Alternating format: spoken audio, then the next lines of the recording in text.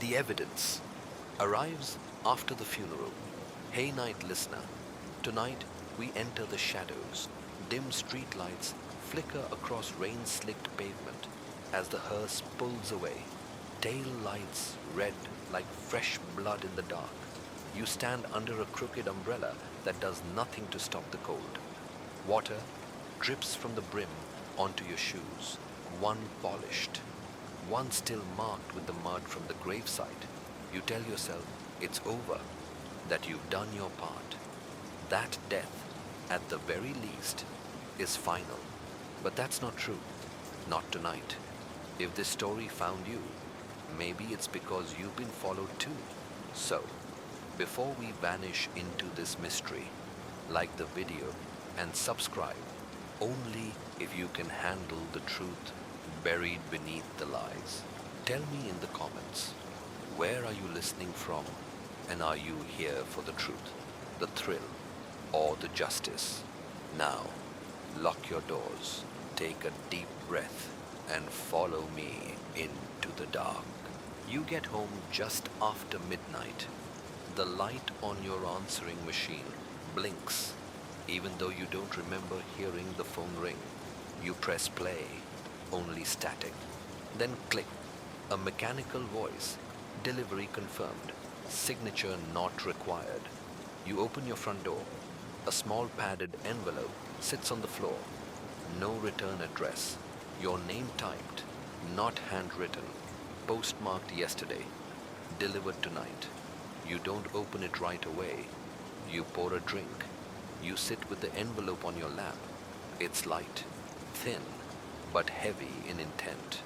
When you finally rip the seal, your hands are trembling in a way they haven't in years.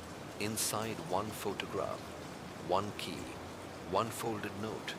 The photograph is old faded corners, black and white, almost overexposed. It's her, smiling, standing in front of a red door. A door you've never seen. She's holding something. You squint. A key. The same key, now resting in your palm. It's small, brass, worn from use. A faded tag dangles from it. Storage unit 306. No address. Just the number. The note is typed. If you're reading this, it means they buried the wrong truth. I didn't run. I didn't slip. And I didn't break. But someone made sure no one would ask twice. Don't trust the file. Start where I stopped. And if it's too late, the sentence ends there. Nothing follows. No signature. No date. But you recognize the typeface. She always used that old Smith Corona. Said the clack of the keys helped her think. You knew, but pretended you didn't. Everyone lies, especially the quiet ones. It was never about the truth. It was about control. You flipped the photo over. On the back, a scribbled date. The day before she died. She had this key in her hand. The day before she fell. You stare at it until your eyes blur. Storage unit 306. No address, but you already know where it is. You've been there before, and you swore never to return. You weren't meant to find that key. The rain hasn't stopped. It never does. When something's trying to stay buried, you keep the key in your pocket. Feel the weight of it, like guilt. The kind that doesn't fade with time, only shifts shape. Storage unit 306 is 2 towns over, near the river. In a row of rusted corrugated steel garages, no one visits unless they're hiding something. You haven't been here since the Davis case. You remember the chill in your bones, not from the cold, but from what you left behind. Tonight, it's colder. The gate is open, unlocked. No cameras, no guards, just a ticking security light and a line of shadows pretending to be still. You find the unit. The number spray painted in peeling black, 306. The lock's gone, clean, as if it was never there. You glance behind you, empty lot. You push the door up. It groans like it hasn't moved in years. Inside darkness, and then the smell, Mold, paper, metal, and something sweet rotting beneath it. You flick on your flashlight. Stacks of boxes, unlabeled, except one. A shoebox on the top shelf, tape shut, but barely. You lower it slowly. On the lid, your name, written in a handwriting. You peel it open. Inside, a folded piece of paper, stained at the corners, a cassette tape, unmarked, a single glove leather, torn at the wrist, a photograph of the two of you, cropped to hide something behind you. The folded note is brief. If you're here, then someone missed their deadline, or someone made sure the clock ran out. This glove was never mine, but I kept it in case someone came looking. You stare at the glove. It's not hers. You know that immediately, because it's yours, from the precinct. Part of the pair you lost the night of the Wilkins interrogation, the night she drove you home, when you couldn't remember what you'd said. You told her you blacked out. She didn't believe you. You knew, but pretended you didn't. Everyone lies, especially the quiet ones. It was never about the truth. It was about control. You pocket the glove. Hold the tape like it's radioactive. You have a player. Back home, buried in a box of things you swore you'd never reopen. You shine your light around the rest of the unit. Nothing else labeled. Nothing else calling your name. You close the box, then the unit door. It locks behind you with a heavy click, even though there was no lock when you arrived. That's when you realize you're not alone. Footsteps behind you, measured, confident. You spin, but the lot is empty. Just the sound of dripping water and the echo of your own paranoia, or not, on your windshield. A single word has been traced through the rain. Waited. You start the car, breathing shallow, the tape clutched in your hand.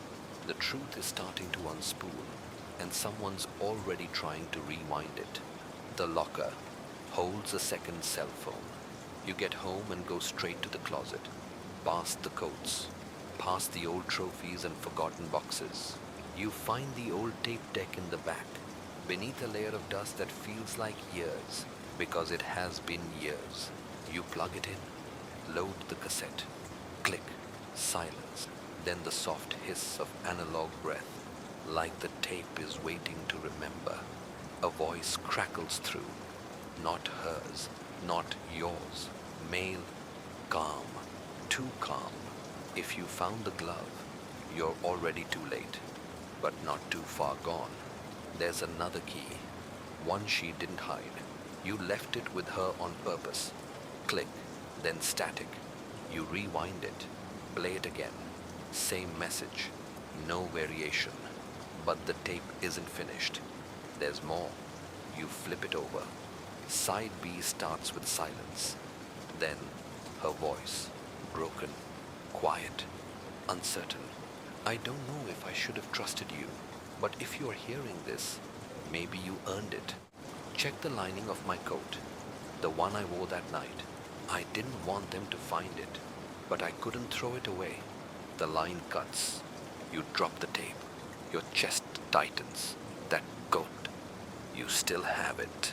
Stored in your bedroom closet, in the plastic dry cleaner's bag.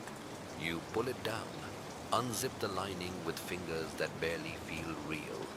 Inside, stitched against the seam, another key. This one newer, glossy, and tagged. Locker B12, Southfield Bus Terminal. That's not a place you expected. Southfield's been shut down for months.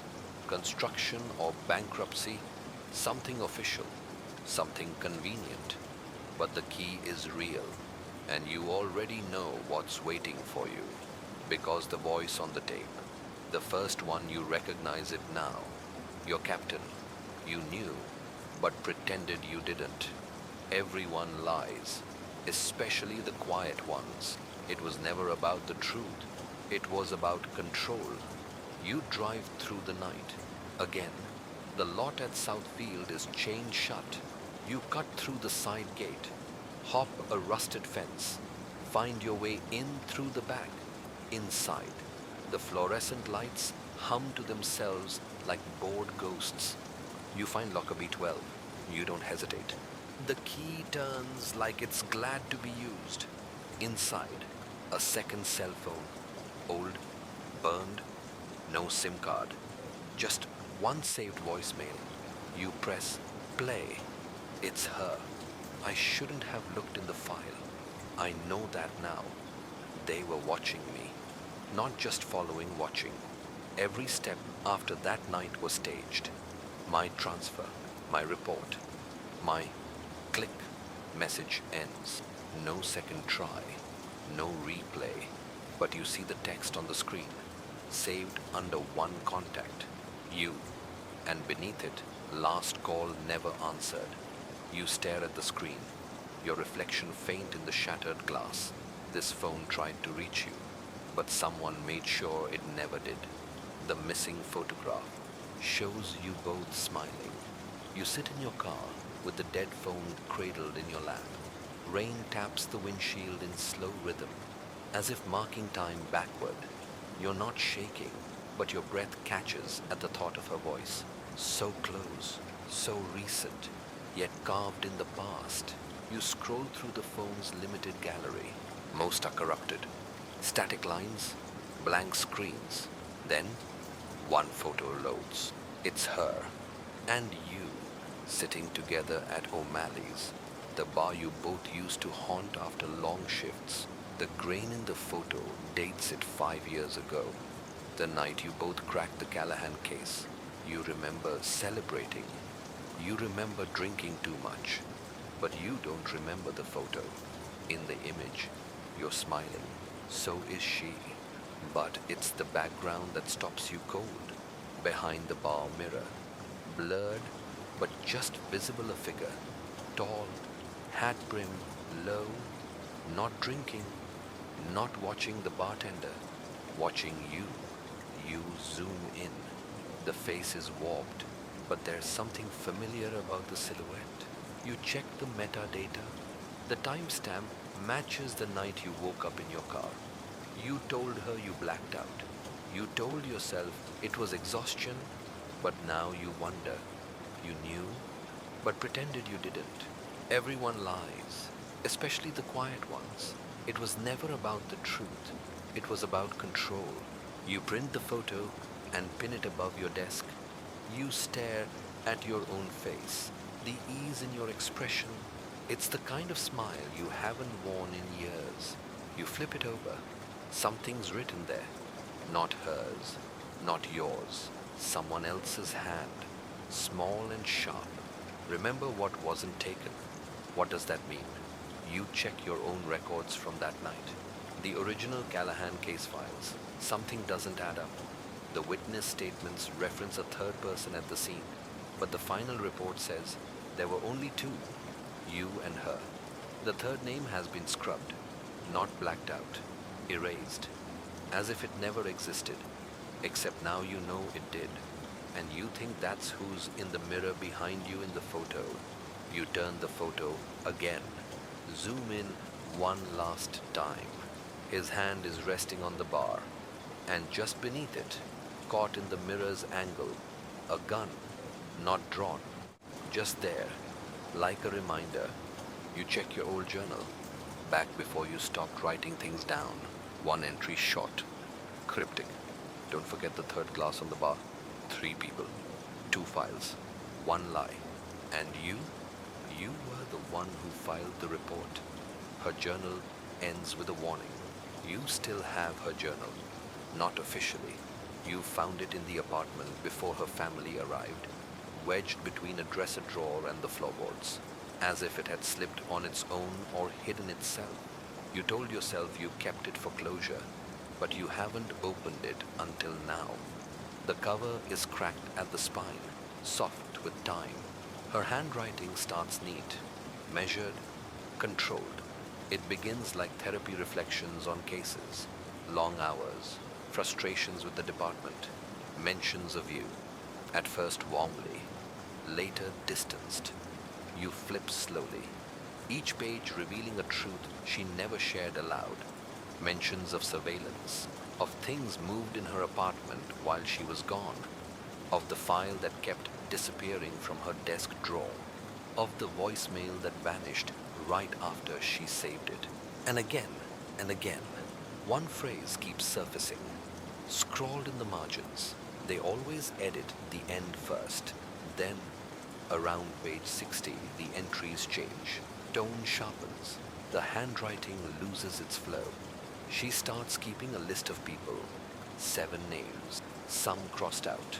Yours is at the bottom, not crossed out, underlined twice. She doesn't accuse you, not directly, but one sentence in the final entry stabs like a blade between the ribs. I don't know if he's part of it, or if he's just too loyal to see the cracks. But if I disappear, it won't be random. It'll be because I got too close to what they rewrote. You close the journal. Your hands tremble because she wasn't paranoid. She was right. You knew, but pretended you didn't. Everyone lies, especially the quiet ones. It was never about the truth. It was about control. You pull out your case notes from that week. Your handwriting matches hers in one file. Only you don't remember writing it. You compare signatures, yours and hers, side by side. Except one isn't hers. It's forged. And now, somehow, you're the one holding the pen. Your phone buzzes. Unknown number. You answer. Silence. Then a recording of your voice. I signed off. The case is closed. Everything checked out. The call ends. You try to trace it. No record. No call ever came through. But on your voicemail, one new file appears. A transcription reads, "Truth confirmed delayed. Archive remains intact. Agent unaware." You stare at the words like they'll rearrange themselves into something innocent. But they don't. You grab her journal again. Page 64. A post-it tucked in. You unfold it. It reads, "They kept the recording. They deleted the alarm. Find the witness before they rewrite him too." Someone else had the same clue. First, you spend the next hour staring at her list. 7 names, some scratched out, others smudged like someone tried to erase them after the ink had set. You recognize most. Retired cops, an ex-journalist. One name sends a chill straight to your chest. Raymond Teller, internal informant. Whistleblower, filed misconduct against 2 captains, then vanished from the force 6 months before her death. You remember hearing he died in a car accident. Except it was the kind of accident that didn't get autopsied. No crash report, no photos, no funeral. You go digging. City records nothing. State database redacted. You find one trace, a court record, sealed. A suppression request filed the week after his disappearance. You knew, but pretended you didn't. Everyone lies, especially the quiet ones. It was never about the truth. It was about control. You drive to Teller's last known address. The building's abandoned. Plywood windows tagged with graffiti. "Do not enter." Signs like warnings from the past. You slip through the side door. Inside decay. Dust, silence, and then a sound. A low mechanical click, like something triggered. You freeze. It stops. You sweep the room with your flashlight. In the living room, a box sits on a rotted table, newer than the rest of the space. No dust. Someone's been here recently. You open the box. Inside, a burner phone, a USB drive, a manila folder labeled Witness 3. Contained. You pocket the USB and open the folder. Inside a transcript, your name comes up 4 times, so does hers.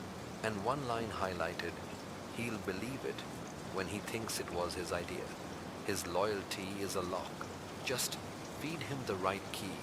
Underneath it, scribbled in handwriting that's not Teller's. She wasn't supposed to get that close. Now, he has to make a choice. You feel the air change. Someone's watching. You turn too late. A camera in the ceiling corner. Red light, blinking, active, live. You're being recorded. You back away slowly. A knock sounds behind the door you entered. Then a voice. Teller found what he shouldn't. So did she. Don't make it a pattern. You bolt out the back, heart slamming like fists on locked doors. You drive until the city looks unfamiliar. Then stop in a diner you've never been to. Pop the USB into your laptop. Video files. Dozens. One stands out labeled with today's date. You play it.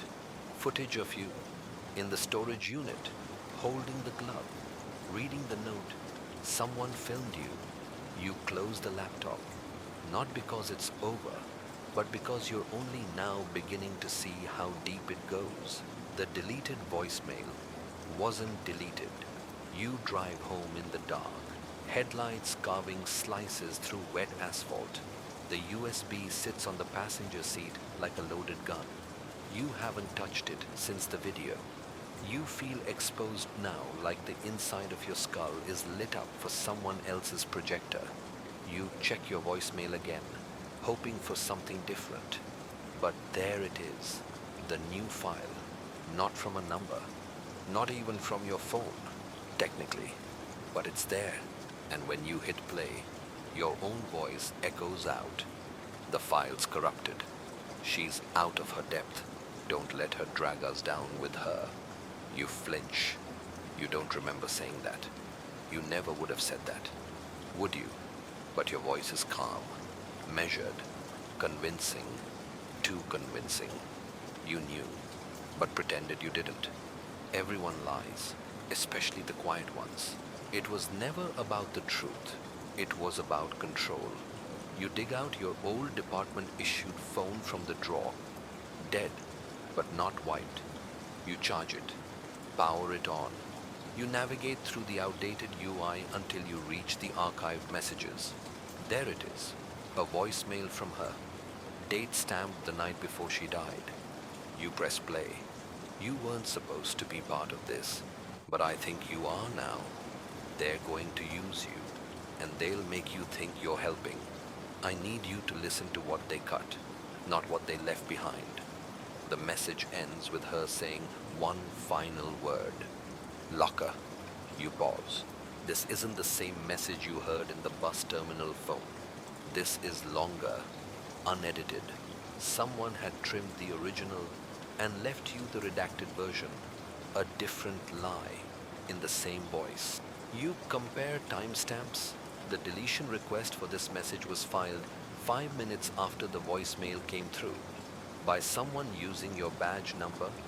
You check internal logs. Someone accessed your file 3 nights ago, downloaded your voice samples, used a synthetic replication tool, spliced it into evidence, fabricated the message you heard in your own voice. You stare at the screen, realizing you're not paranoid. You're being rewritten, piece by piece, memory by memory. Until you don't know what's yours, you scroll through the rest of the old phone's archives.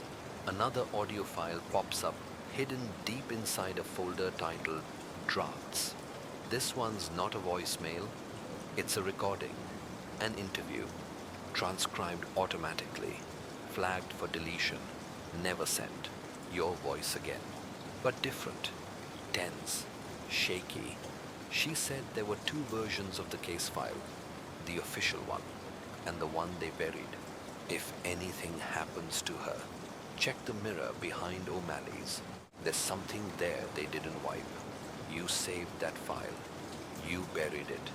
You forgot. And now, someone's making sure you don't remember too much. You pull your hands away from the keyboard.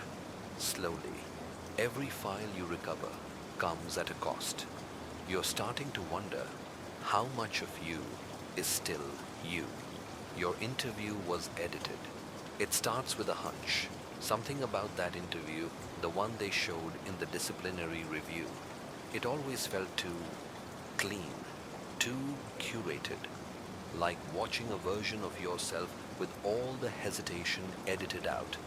You dig into internal logs, request a backup through an old contact technically off limits, but the kind of thing they still owe you for.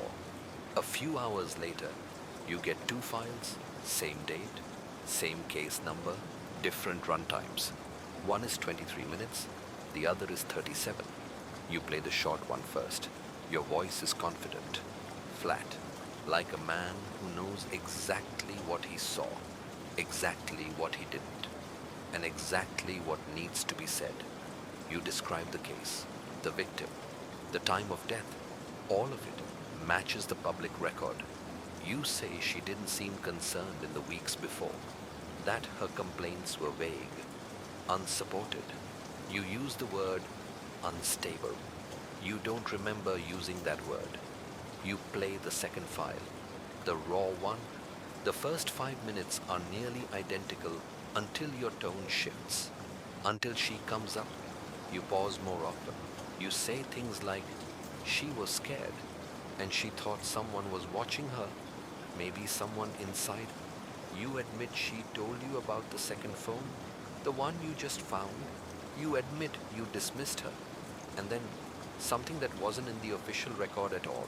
She said if anything happens to her, it's because someone changed the narrative before she could. She asked me to look at her original report before it was scrubbed. I didn't. I said I would, but I didn't. You hear your own breath catch. You hear shame, fear, regret. You knew, but pretended you didn't. Everyone lies, especially the quiet ones. It was never about the truth. It was about control. You let the tape finish. Your final words are whispered. I think I've been helping them without realizing it. You sit in silence, listening to your own confession like it's someone else's obituary. You compare transcripts. The version they archived, the 23-minute edit cuts everything about her suspicions, erases the second phone, eliminates the emotional hesitation in your voice. They didn't just delete data, they rewrote your entire perspective and left the version that fit their outcome. You weren't just wrong, you were re-engineered. You close the laptop, run your hands over your face like you're trying to wake up. The truth is coming into focus, and so is the cost. Because the more you uncover, the more it feels like there's someone else inside your head, pulling strings you didn't know were there. And outside on your porch, you hear it. A knock, 3 slow taps, like punctuation on a sentence you didn't write. You stand, look through the peephole. Nothing, no one. But taped to the door is a single slip of paper, folded. You open it. One sentence, typed in, courier. This is the version you were never meant to watch. Underneath, a file code. It matches one you've seen before, from the Wilkins case. The first time you doubted her, the first time the edits began, you locked the door. But deep down, you know it was already open. The autopsy was changed. Last minute, you wake with the sound of your own voice echoing in your ears. A phrase you didn't mean to say. Something from the edited tape. Something wrong. You shake it off and boot your system. There's one thread you haven't pulled: her autopsy report. You weren't allowed to see the full version back then. The family requested privacy. That's what you were told. But now, with the file number from the note taped to your door, you try again. The database pings back faster than expected. 2 documents, same name, same case number, different authors. The first file is from Dr. Beth Connors, Standard Department Examiner. Time of death, 1:37 a.m. Caused blunt force trauma to the head. Fall consistent with stairwell impact. The second file is time-stamped 10 hours later. different examiner, a man you've never heard of. The file is shorter. No attached photos, just the essentials. Time of death, revised. 3 into 18 R MM, cause unknown. Manner pending further investigation. And at the bottom, handwritten in the scan, do not release, hold for review. That note wasn't there in the original version, because the original version was never meant to be original. You knew, but pretended you didn't. Everyone lies, especially the quiet ones. It was never about the truth. It was about control. You cross-reference both doctors. Dr. Connors retired the week after the report was finalized. No statement, no interviews. The second doctor, Dr. Aaron Weeks, no record of him ever working in the department. No license registry, no employment history anywhere in state. You check the submission server. The second report was uploaded from a secure internal terminal yours. Date stamped 2 days after her funeral. You didn't do that. At least, not that you remember. But there's an access log. Biometric confirmation. Your fingerprint? Your fingerprint from a scan you haven't used in over a year. You stare at your hand. Try to remember. Try to feel if something's missing. Because fingerprints don't lie. Unless someone else copies them. Unless someone edits you. You call a contact in records. Ask if they've seen 2 autopsies before for the same case. He laughs at first, then pauses. Actually, yeah, last time was Teller. Same mess. Different corpse. Why? Because the second file always disappears before review. Like clockwork. You thank him. Hang up. And then your phone buzzes. A text message from a blocked number. No words. Just a link. You tap it. A live stream opens. Footage of your apartment. Inside. You see yourself typing this moment. From a second angle. From behind. From the hallway. You spin around. The hallway is empty. You're alone. But the feed is still running. And the chat below the video says, "You're looking in the wrong place." The autopsy wasn't changed to hide how she died. It was changed to hide that she never died at all. You hear her voice in real time. You slam your laptop shut, heart rattling like a caged thing. The live stream lingers in your mind, not just the image, but the implication. Someone's watching you. Someone's close, too close. You yank the blinds shut, check the locks, search the apartment like it's your first time there. Nothing's out of place, but everything feels wrong. You sit, try to breathe, and then your landline rings, a number that flashes zeros. You answer, against every instinct. Silence, then her voice. Not a recording, not a memory. Real, fractured, trembling, but alive. They buried what they couldn't prove. They burned what didn't cooperate. But I wasn't either. You freeze. You want to speak, but no sound comes. You're being rewritten.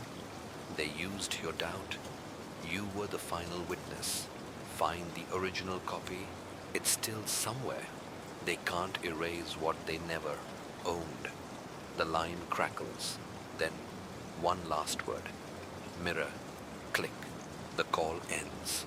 You stare at the receiver like it might whisper again. You knew, but pretended you didn't. Everyone lies, especially the quiet ones. It was never about the truth. It was about control. You pull the photograph from O'Malley's off your desk, the one with the figure in the background. You stare past your own face, past the distorted man at the bar, into the mirror. That's when you notice it. A flash, a sliver, almost a trick of the light, a reflection of something on the far wall of the bar. A bulletin board covered in papers, pins, maps. One paper glows under a black light poster. The word Origin scrawled in red. You zoom in, print the photo. Circle the shape. The reflection reveals what the camera missed. A wall full of evidence, not hers, not the department's, yours. And it had to be someone else who built it. Someone watching both of you. Someone building the narrative before you ever lived it. You leave immediately.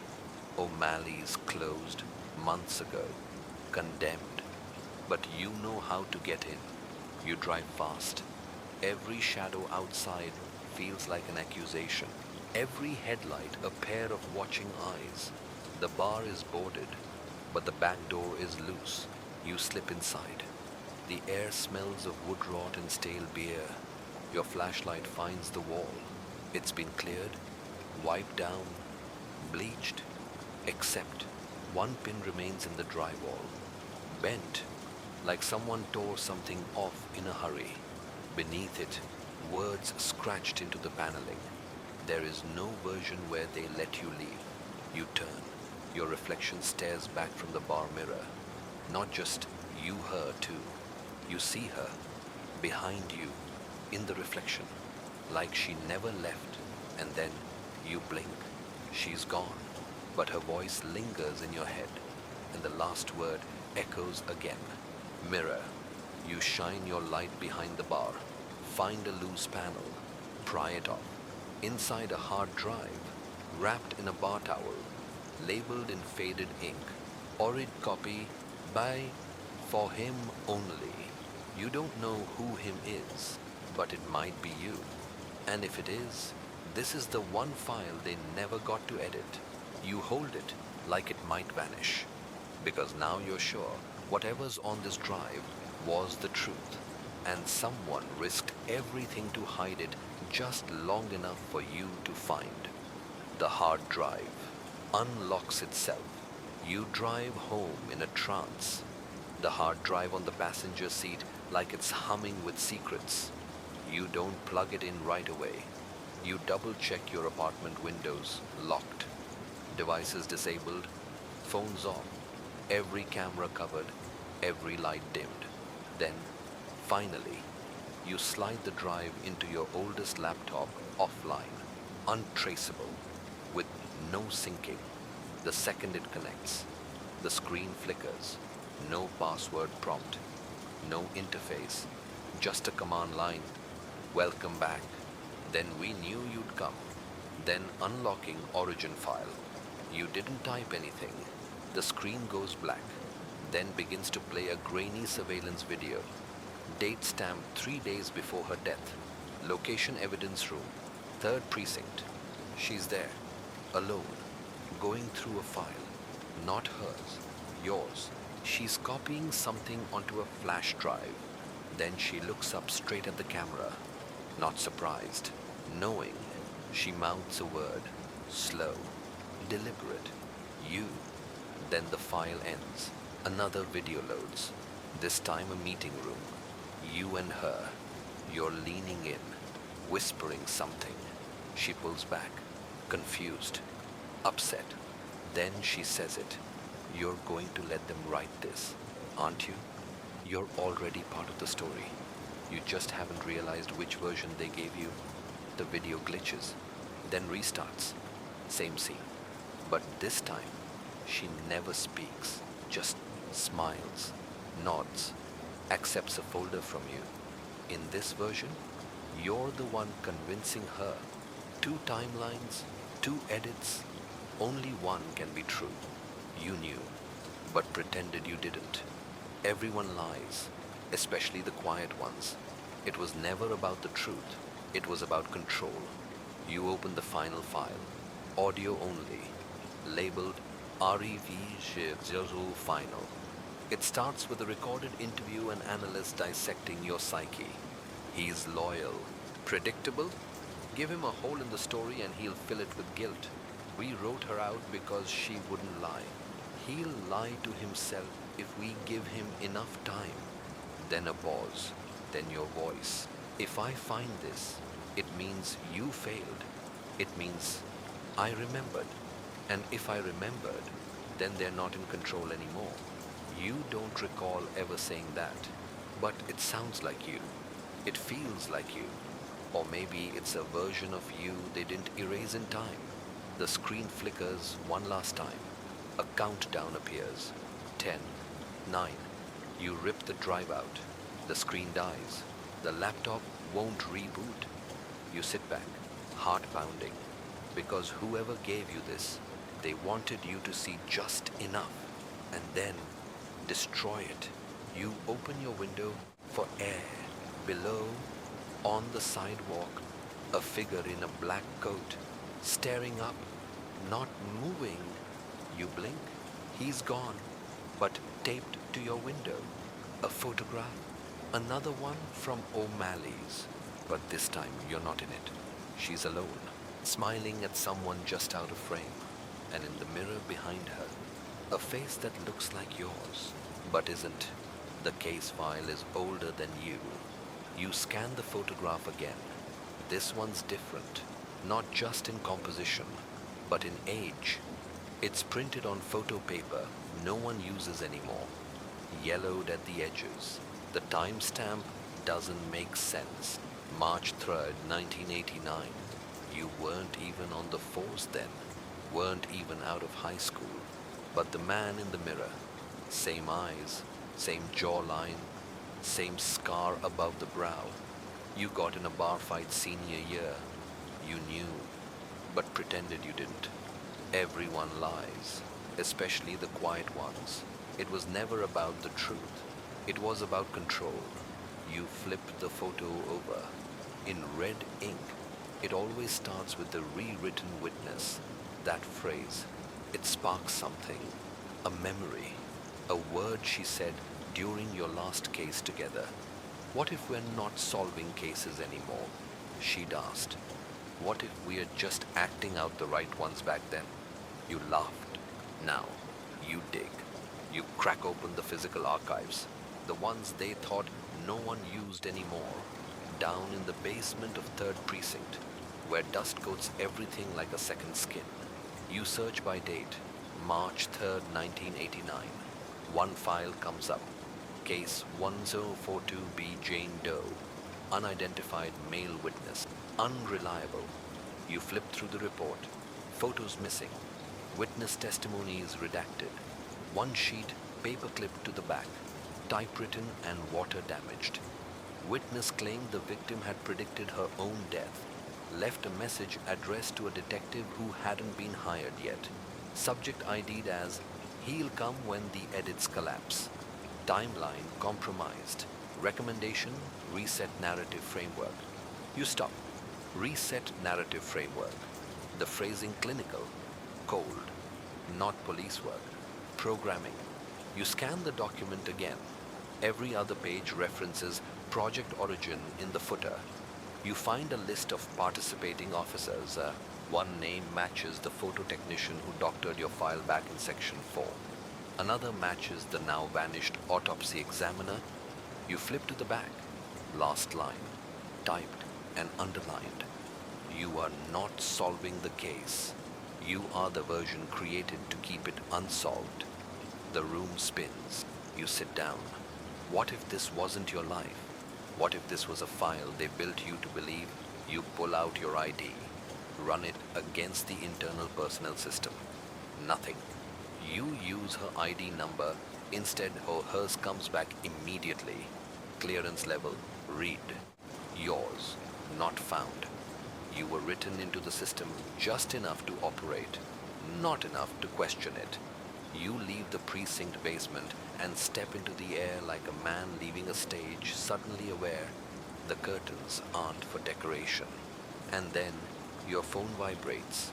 Unknown number. One message. She wasn't the first. You won't be the last. Attached a PDF. You open it. It's a photo. The same man from the 1989 file. Your face again.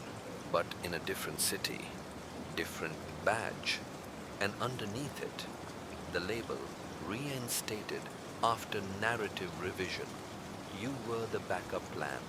All along, you drive with no destination.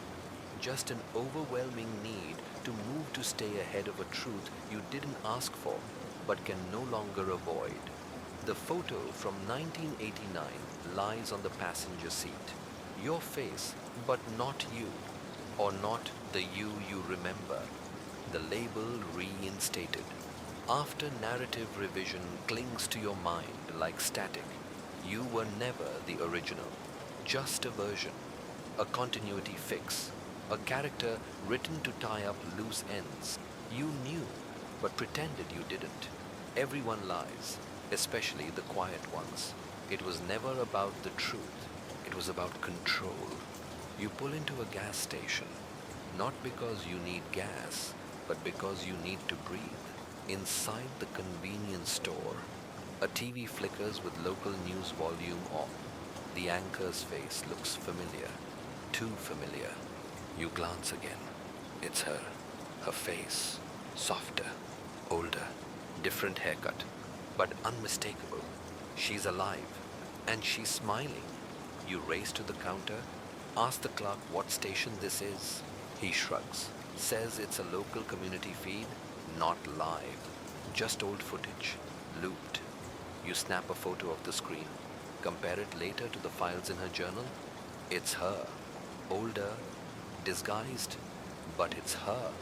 In the footage, she holds a mic with a logo that reads Foundation for Narrative Integrity. You search it. Nothing. You reverse image search the logo. One match. A journal article 9.96 titled Ethics of Constructed Memory in Witness Correction Programs. Author A.R. Weeks, the same name as the second autopsy examiner. You print the article. Skim through dense language until you find this. When a subject's memory becomes disruptive to the designed narrative, strategic revisions must be implemented at the level of lived experience. False events are not inserted, they're structured around true ones. Witnesses will comply more effectively when they believe they were the ones who found the truth. You feel sick. This was never about covering up a murder. This was about designing you. You tried to call your old captain. No answer. You tried the department switchboard. Disconnected.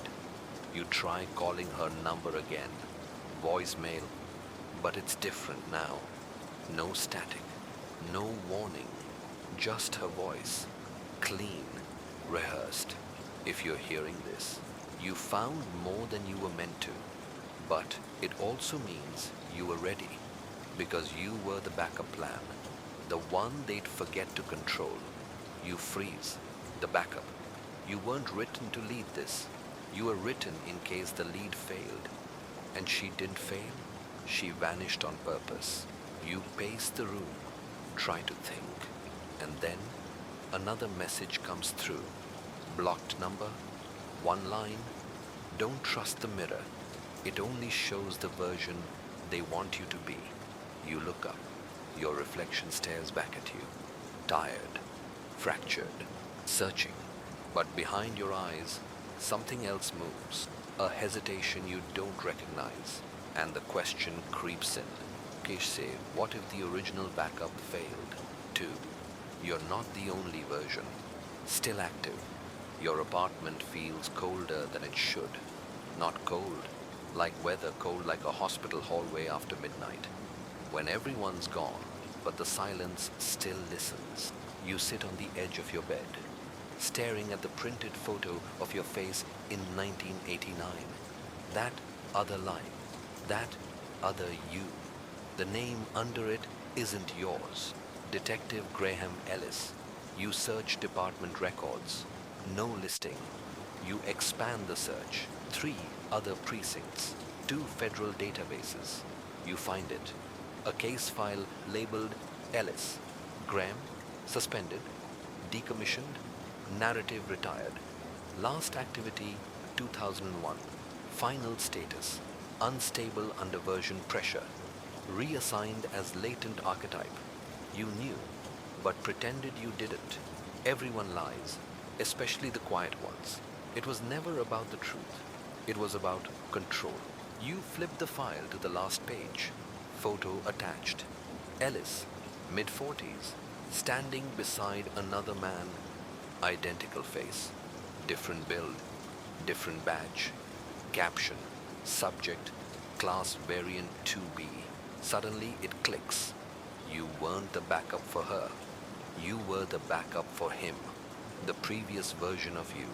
The first detective to question the edits. To fall out of sinker. They built you after he collapsed. To try again. To absorb the same clues. Face the same unraveling story.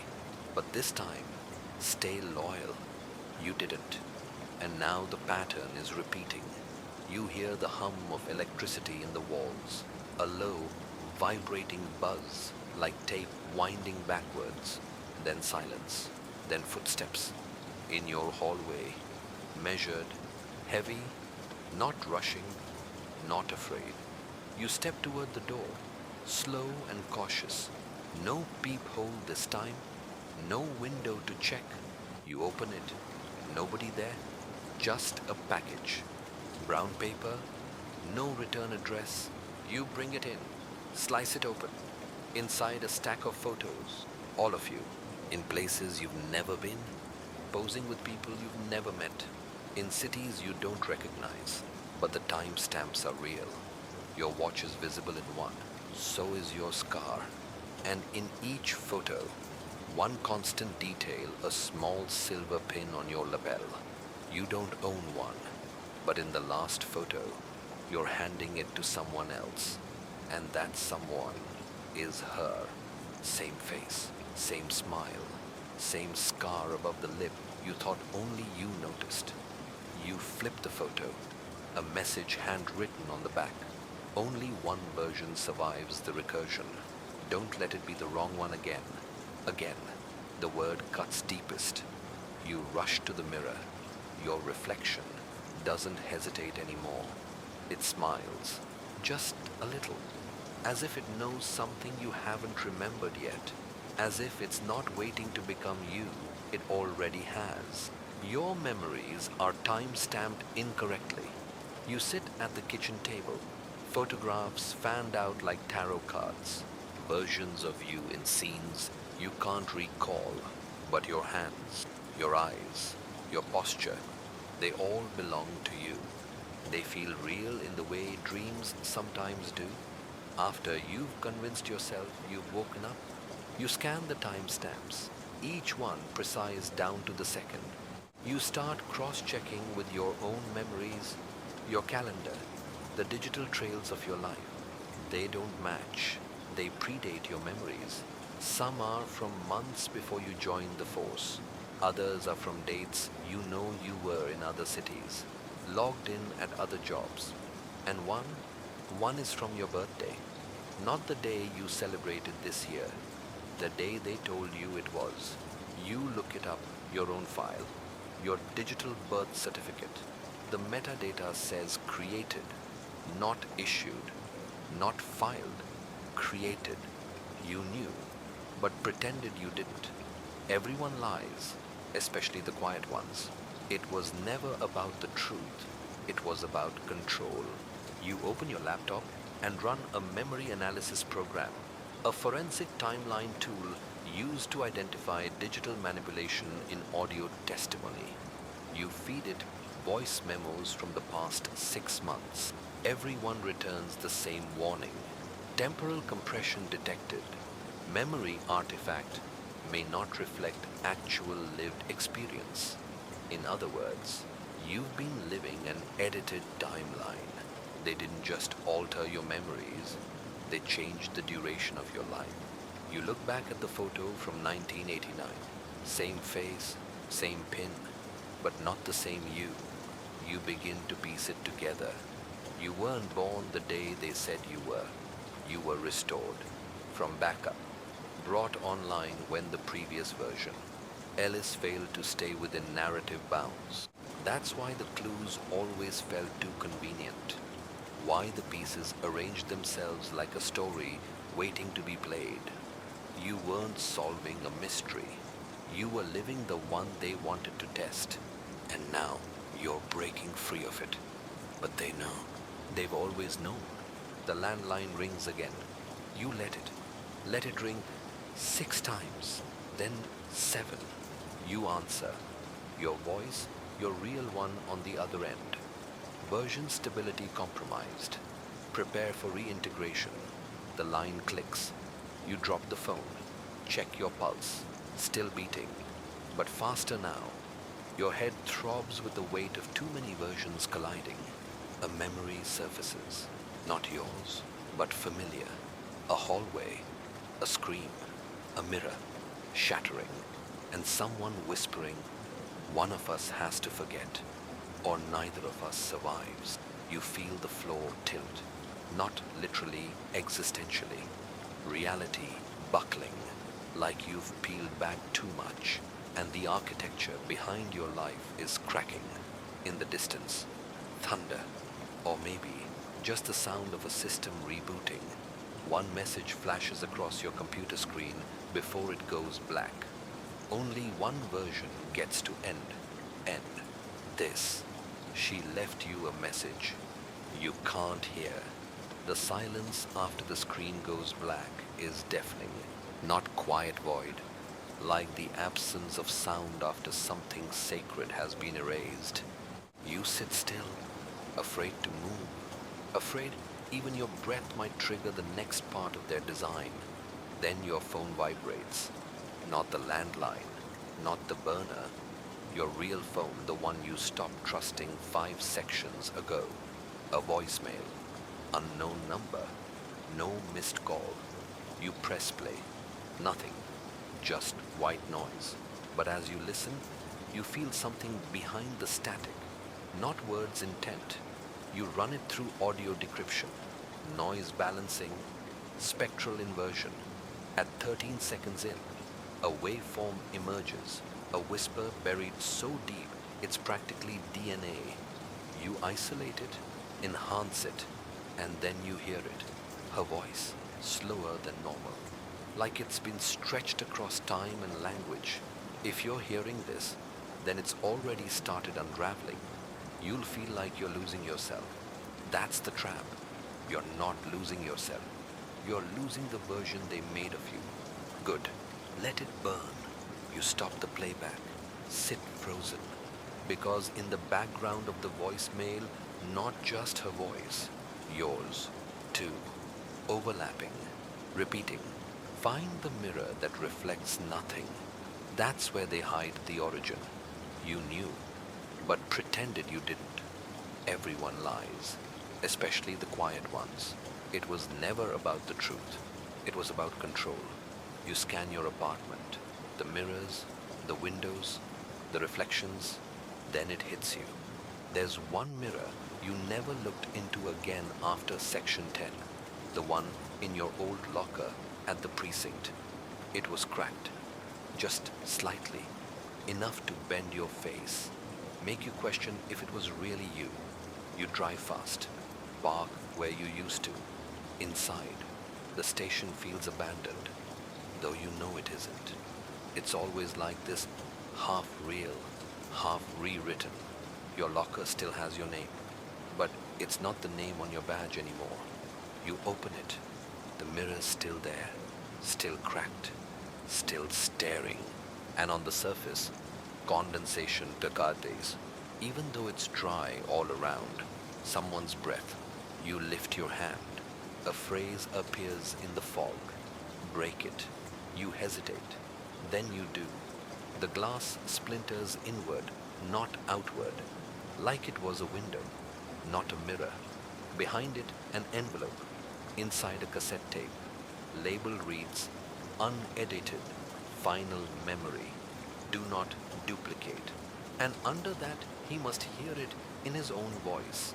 You find an old player in evidence, plug in headphones, press play.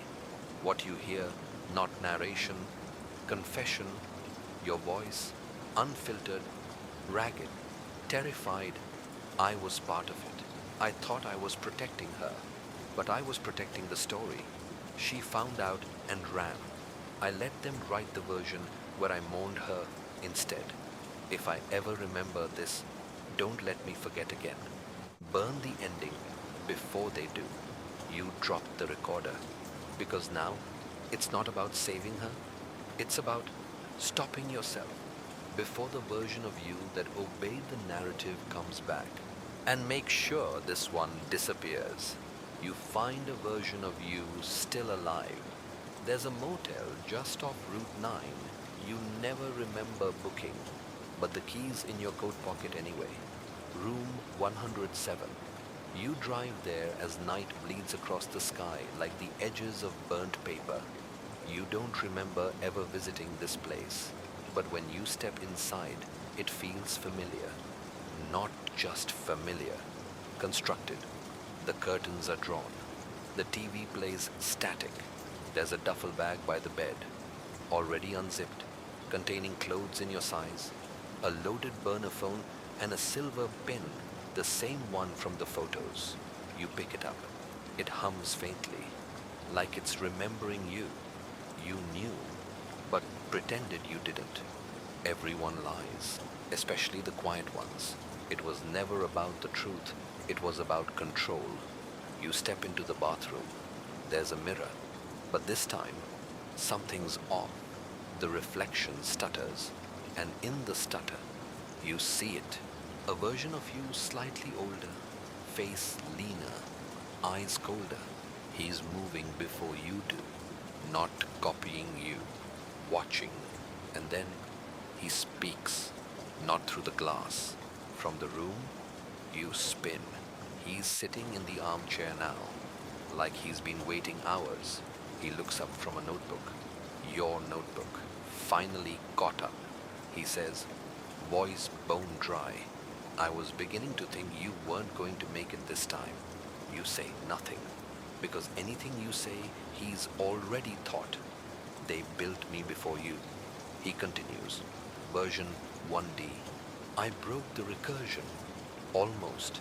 Then they spun up you, cleaner, less defiant, more obedient, until you weren't.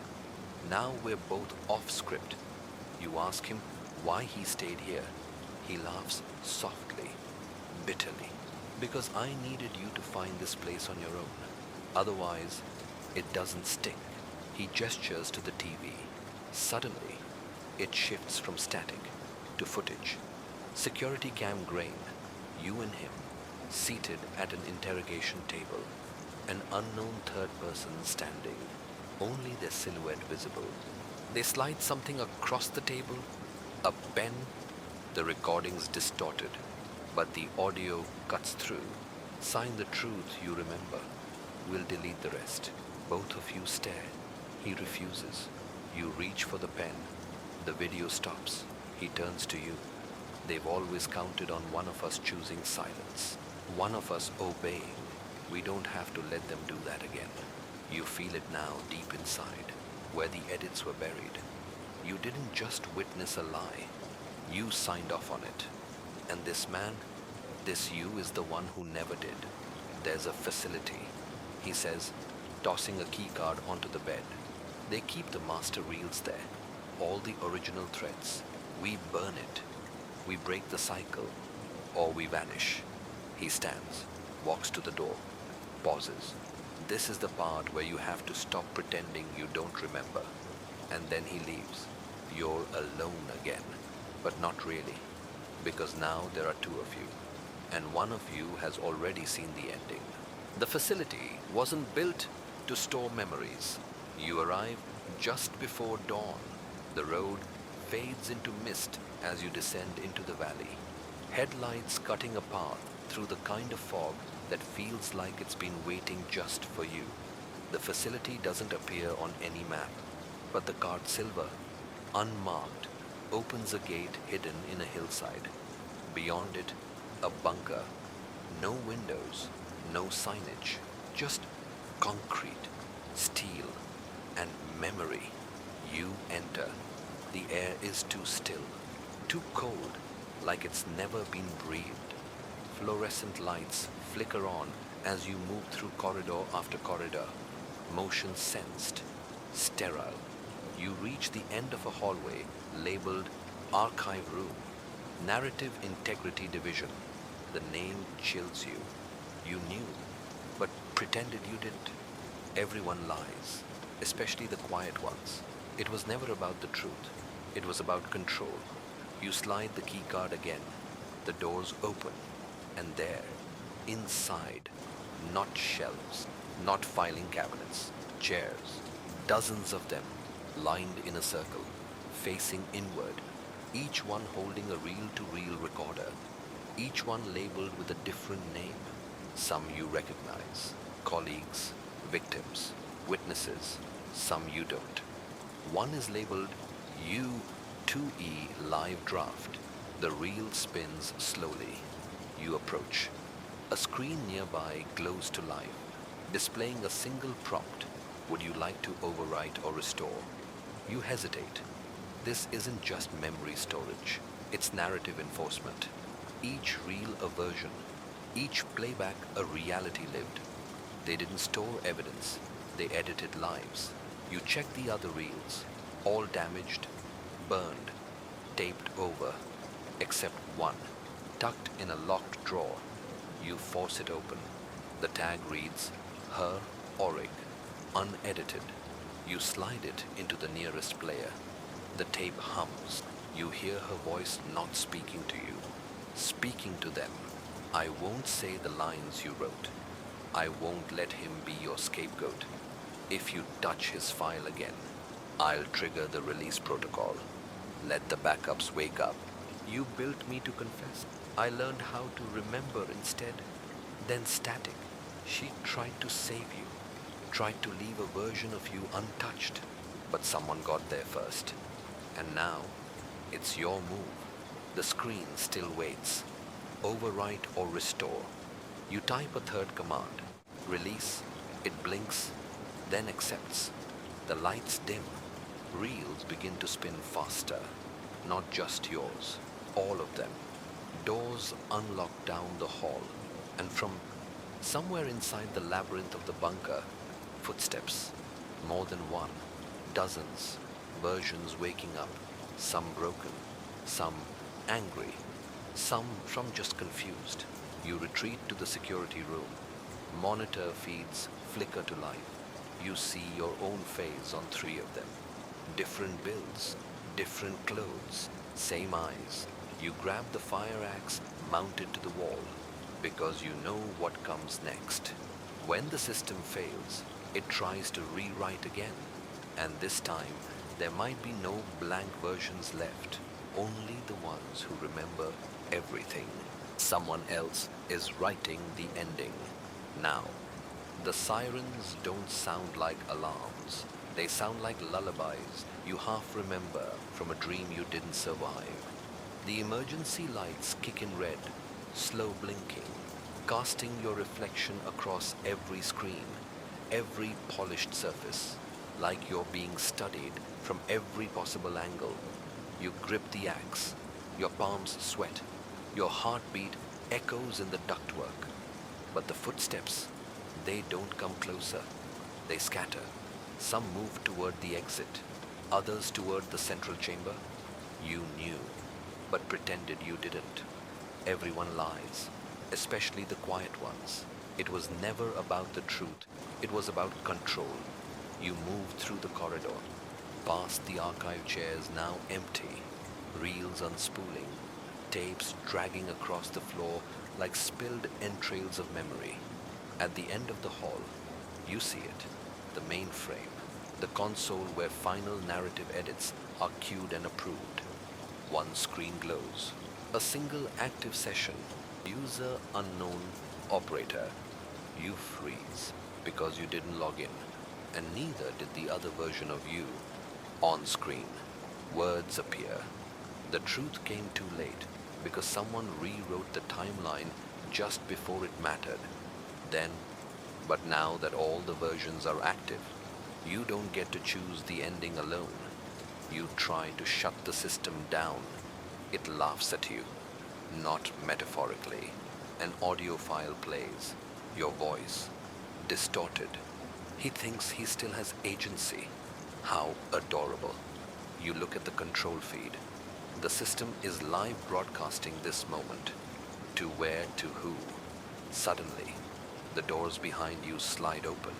She's there, alive, exactly as you remember. Same scar, same stillness, same fire behind her eyes. But this version of her, she's not surprised to see you. They never let both of us live past the reset. She says, but you triggered the release. She steps into the room, glances at the console. So now, someone else is writing the ending. Might as well be us. You nod, slowly. You ask what happens if you walk away. She smiles. Then they win. They'll wait until another version of you cracks just enough to start over. They don't stop. They reboot. You knew that already. You pick up the drive, marked Final Backup, and jam it into the console. You select Erase All Versions. The system freezes, not resisting, just surprised. Because you've never done this before. None of you have. On screen, this action is irreversible. You look at her. She nods. You click, confirm, and the lights begin to fade. Not like power failure, like curtain call. The reels stop spinning. The footsteps go silent. All the voice is yours, hers. The others stop mid-breath. She reaches for your hand. Warm, real, present. Now it's just memory. She whispers. No more rewrites. No more endings. The console powers down. Your reflection in the screen flickers one last time. And for the first time in the entire narrative, you don't recognize the person looking back. You leave the ending blank on purpose. The sky is pale when you step outside the facility, neither dawn nor dusk, just unmarked time. She walks beside you. No urgency, no words. As if whatever needed to be said has already echoed enough between all the versions of you. Behind you, the bunker hums its last breath and goes quiet. Not dead, just off script. You reach the tree line where signal returns. A breeze moves through the trees like a voice you're no longer afraid of. You sit on a fallen log, both of you watching the horizon as if waiting for something to appear, a shadow, a message, another version. But nothing does. And that's the twist. There's no more twist. You knew, but pretended you didn't. Everyone lies, especially the quiet ones. It was never about the truth. It was about control, but not anymore. She opens the small notebook she's carried since the motel. Inside one final page, blank, she hands it to you with a pen. They always finished it for us, she says. But now you can decide what doesn't get written. You think for a long time, then write 3 words. We remember everything. You leave it there, on the log. Let the wind take it if it wants. Let the next you find it or not. Because the story is no longer obligated to repeat. And if someone tries to rewrite it again, they'll find no ending to latch onto. No framework to inherit. Just the open air. And 2 people who walked out of the recursion holding the pieces, refusing to assemble them. A story can't trap you if you choose not to finish it. You both rise. You don't look back. And maybe, just maybe, that was the first real choice you ever made. Final wind down Teddy. 300 words. You feel the quiet settle in like a light drizzle against the window. Soft, persistent, almost imperceptible, until it's all you hear. The kind of quiet that doesn't ask for anything, just reminds you that the noise is gone. The questions haven't all been answered. That's the point. Some stories end without neat conclusions. Some leave space for you to breathe, to think, to wonder if the things you've accepted are the very things you should question. You weren't just reading a mystery. You were in one. You were written into one. But what matters now isn't what they made you do. It's what you refuse to do. You broke the script.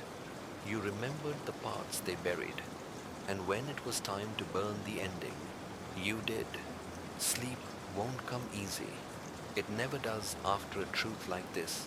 But maybe that's a sign you're still awake, still resisting, still you. And if, in the dark, you hear footsteps echoing your own, just remember, some versions of you were built to follow orders. This one wasn't. End of script. Sleep well and watch your back.